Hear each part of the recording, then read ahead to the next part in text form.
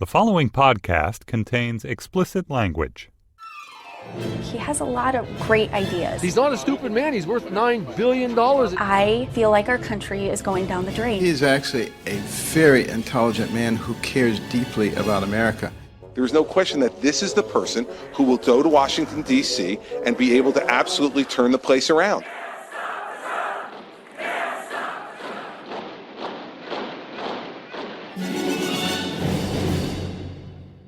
Hello and welcome to Trumpcast. I am Leon Nafok, filling in for Jacob Weisberg. Today on the show, we're going to jump a year into the future and see what the news will look like if Trump becomes president. But before we get into that, let's check in on Trump's latest tweets. Isn't it a shame that the person who will have by far the most delegates and many millions more votes than anyone else, me, still must fight? Bernie Sanders says that Hillary Clinton is unqualified to be president based on her decision-making abilities. I could go along with that. The New York Times purposely covers me so inaccurately. I want other nations to pay the U.S. for our defense of them. We are the suckers no more. I win a state in votes and then get non-representative delegates because they are offered all sorts of goodies by Cruz campaign. Bad system. How is it possible that the people of the great state of Colorado never got to vote in the Republican primary? Great anger. Totally unfair.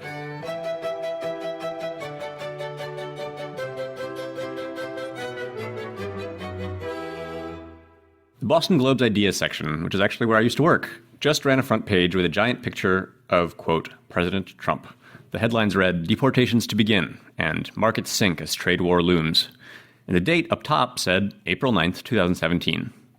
For those of you not doing the math at home, Trump is not yet president, and that date is a year from now.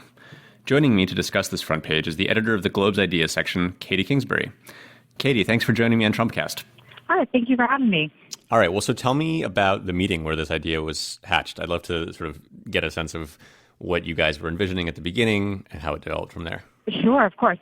So, this is actually the fourth time the Boston Globe editorial page has editorialized against Trump. We endorsed John Kasich in the February New Hampshire primary.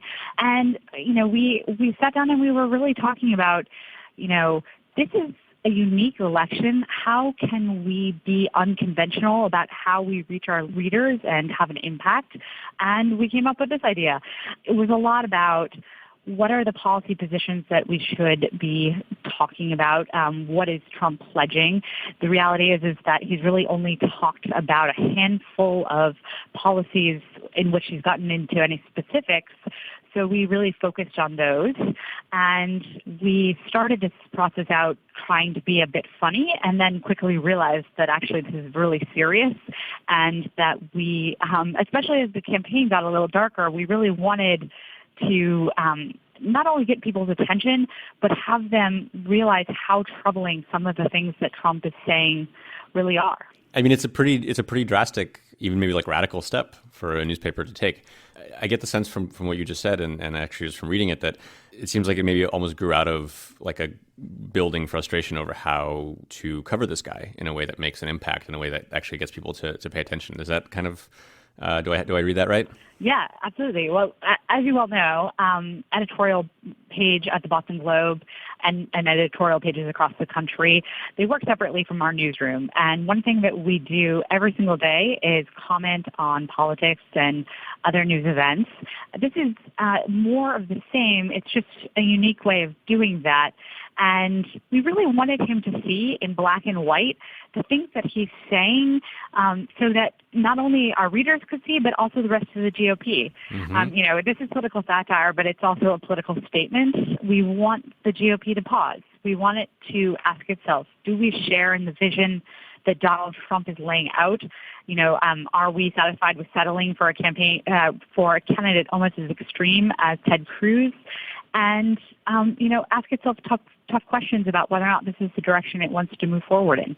So you lead with the top story on this April 9th, 2017 day is that deportations are about to begin. How did you guys decide that was the lead and not something else? Like, why did that proposal strike you guys as like the most urgent? Obviously, the Obama administration has been doing deportations throughout President Obama's time in the White House. In fact, 2.5 million people have been deported in the Obama administration since 2009. That said, and it's something that actually the editorial board at the Boston Globe has repeatedly called for comprehensive immigration reform, and it's something that we have, trained a sharp eye on. That said, we started with the things that we think are the most morally reprehensible, and Donald Trump's plan of taking 11 million people and essentially disappearing them from our daily lives, sending them back to countries where they might face violence or other repercussions. That's something that we found really, really troubling, and that's why we decided to focus there. I wonder how Trump supporters react to the front page. I wonder if they read it and think, this sounds pretty good. Have you had any reaction from Trump fans? We've definitely had some reaction. I can give you a sense of it. I think that it really runs the gamut, right? Like, there are some people who are, very upset by it. They have accused us of journalistic bias, which is troubling because we are an opinion section. We right. Comment on news all the time, backed by rigorous reporting, of course. I mean, the one thing about all of these stories that appear on the idea section front yesterday is that they're based in fact. But we've also, of course, heard from people who have said, yes, this is the America that Donald Trump is promising, and it's one that we find appealing.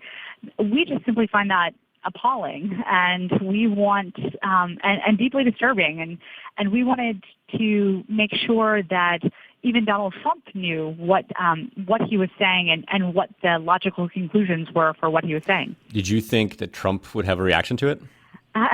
We sent him copies of the paper, about 100 copies actually, the Trump Tower, and we really didn't know what to expect. And so he did in fact respond at a rally on Sunday in Rochester, New York.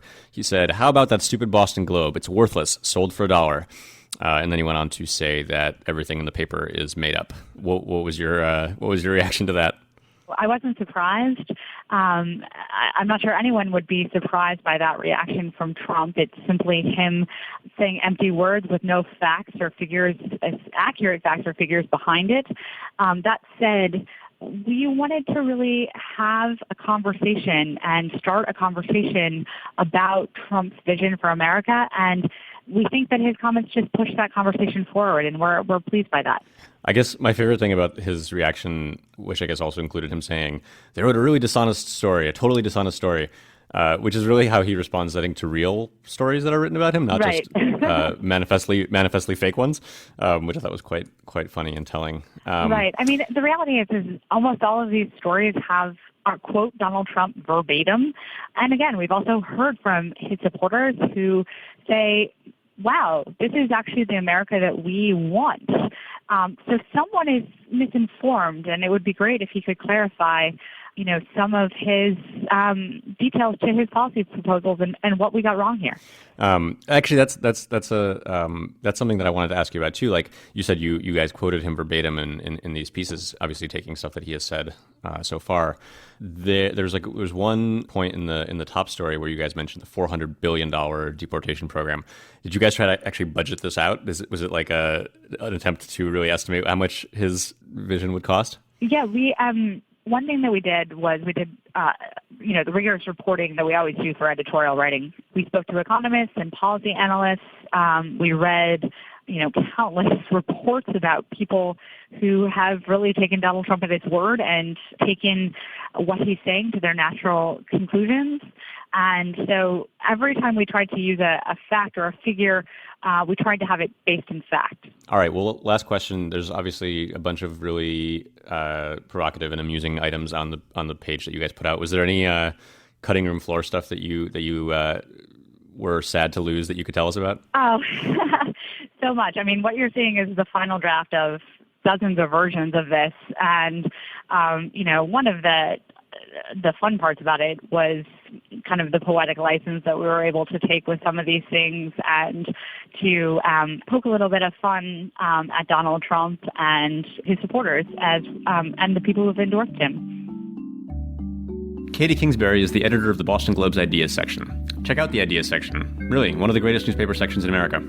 Katie, thanks again for joining me. My pleasure. Thank you for having me. That's it for today's episode of Trumpcast. Tell us what you think of the show by giving us a rating and review on iTunes. And don't forget to hit subscribe while you're there to get our latest episode as soon as it releases. Trumpcast is produced by Henry Malofsky and Jason DeLeon. Slate's executive producer is Steve Lichtai. Andy Bowers is our chief content officer. And thanks as always to John DiDomenico, our voice of Donald Trump. These tweets were recorded by some guy named John DiDomenico. Listen, he shouldn't be doing this. I'm Donald Trump. He's not. I should be reading these, not him. Seriously. Today, I'll leave you with this clip from Louis C.K. on the Opie and Anthony show from 2011. Louis thinks he has figured out why so many older women travel from around the country to Trump's casinos in Atlantic City. I'm Leon Neyfakh. Jacob will be back later in the week. Thanks for listening to Trumpcast. And then I was in an elevator and Trump got on with Marla Maples at the time. Yeah, okay. And everyone was like, oh, there they are. They were really excited. They saw them. Oh my God, there's Trump and the woman he's fucking illicitly. And they get on the elevator, and Trump looked miserable. I was in the elevator alone with him just by chance, and he just looked miserable. He looked so unhappy. Yeah. And all that money, I realized is a weird, like, he has all this billions of dollars, but he's fucking miserable because he needs 100 billion to look in the mirror and not want to kill himself. He needs that. These old ladies from Kentucky, they don't need anything. They have like maybe $1,000 in the bank. Right. It's like they're coming. It's like a religion. Like they're coming to help him feel better. Like they're coming to give him money. Giving him the money. He's like, I have $100 billion and I don't fuck everybody. It's not enough. And these old ladies are like, I have maybe 1,000. You can have all of it. I'll give you all of it. I'll take a bus all day to give it to you. We could have pumped it into our own. In every city, she encouraged them to enjoy what she called the cheerful hurly-burly of city life.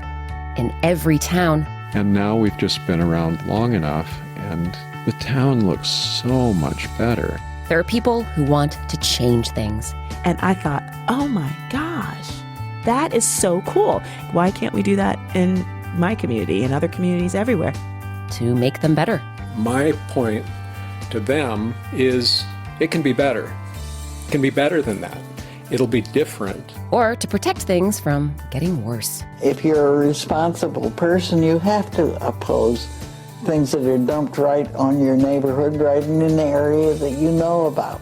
I'm Rebecca Shear, inviting you to check out Placemakers, the podcast from Slate Magazine about the spaces we inhabit and the people who shape them. Subscribe now to Placemakers. You'll never look at your community the same way again.